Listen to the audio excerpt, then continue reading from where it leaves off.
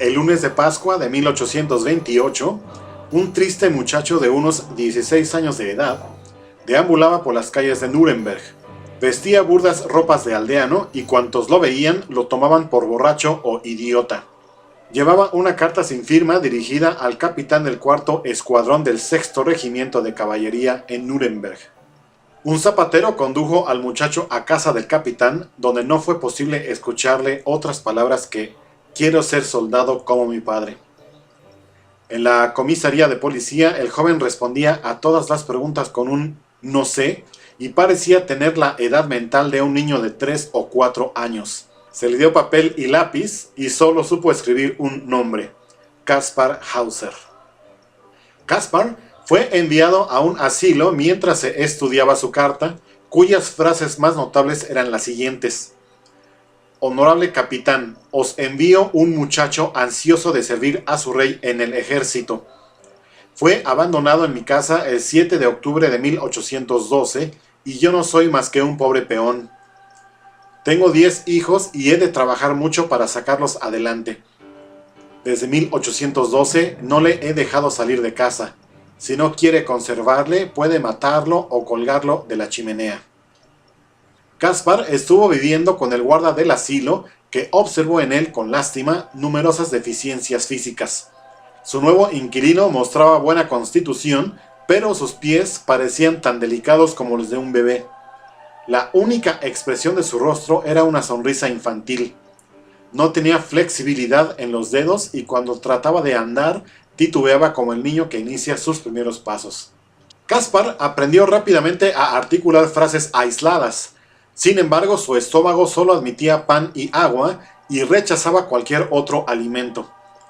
No le avergonzaba que la guardesa le bañase, ni parecía apreciar diferencias entre hombres y mujeres. El guarda llegó a la conclusión de que el muchacho no fingía y de que algún misterio le rodeaba. El interés por el misterioso niño Expósito saltó al gran público y un joven investigador, el Dr. Daumer, se ocupó del caso. Algunas veces Kaspar ofrecía destellos de su oscura vida anterior. Por ejemplo, llegó a decir que antes de llegar a Nuremberg solo había visto en su vida a un ser humano. Pudo deducirse que desde que tuvo conciencia de sus actos, había vivido en una celda de 1,80 metros de longitud, 1,20 metros de anchura y tan solo 1,50 metros de altura.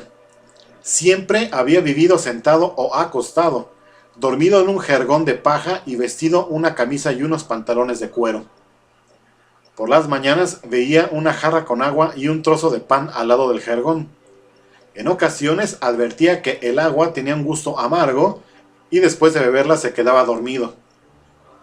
Al despertar comprobaba que le habían cambiado las ropas y cortado las uñas. Jamás hubo luz en su celda.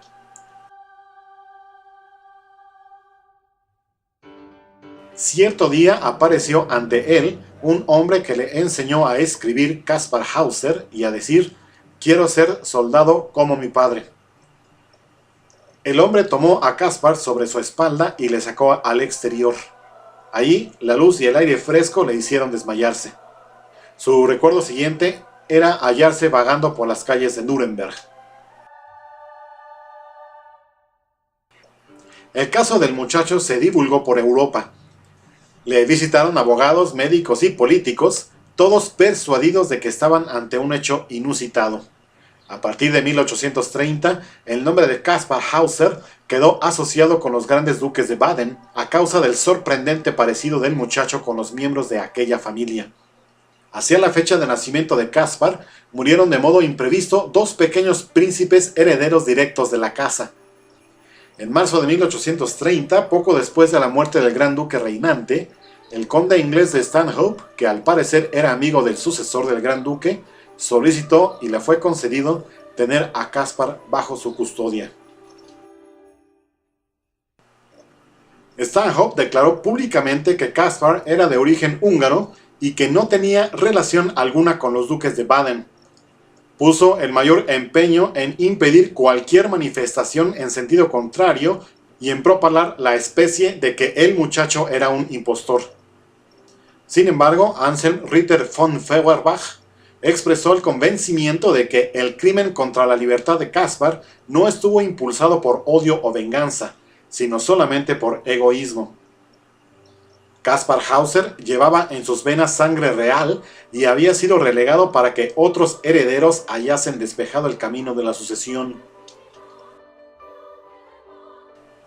Cuando en 1833 murió von Feuerbach de modo repentino, se extendieron los rumores de que había sido envenenado por haber hallado pruebas del origen real de Caspar. Tales pruebas, sin embargo, jamás salieron a la luz. Como había sido su corta vida, el final de Caspar fue también trágico y misterioso. Una tarde de 1833 se dirigía a un parque de Ansbach, donde le aseguraron que sería informado sobre su ascendencia. Un hombre que ahí se ocultaba le asestó una puñalada en el corazón. Con suma dificultad consiguió llegar hasta su casa, pero falleció al cabo de 3 días. Se dijo que la gran duquesa Stephanie de Baden, considerada como madre de Caspar, lloró amargamente cuando se enteró de la noticia. Su marido Karl había sido el representante de la línea ducal directa, que al no haber engendrado un heredero, dejaba la sucesión a los hijos de la condesa de Hochberg. Cierto relato afirma que cuando Stephanie dio a luz a su primer hijo, la condesa de Hochberg introdujo a escondidas en el palacio al hijo muerto de una campesina, que cambió por el pequeño príncipe Kaspar Hauser. La condesa entregó a Caspar al alcalde Hennenhofer, quien lo puso al cuidado de un antiguo soldado. Algunos dicen que el propio Hennenhofer confesó el hecho al ser interrogado. Una multitud de indicios, los repetidos atentados contra la vida de Caspar, la intromisión de Stanhope y los esfuerzos de Baden por silenciar el asunto, parecen confirmar el noble origen del desgraciado joven. Sin embargo, el caso de Kaspar Hauser nunca ha salido del misterio, pues cuando Hennenhofer murió, fueron destruidos todos sus documentos privados.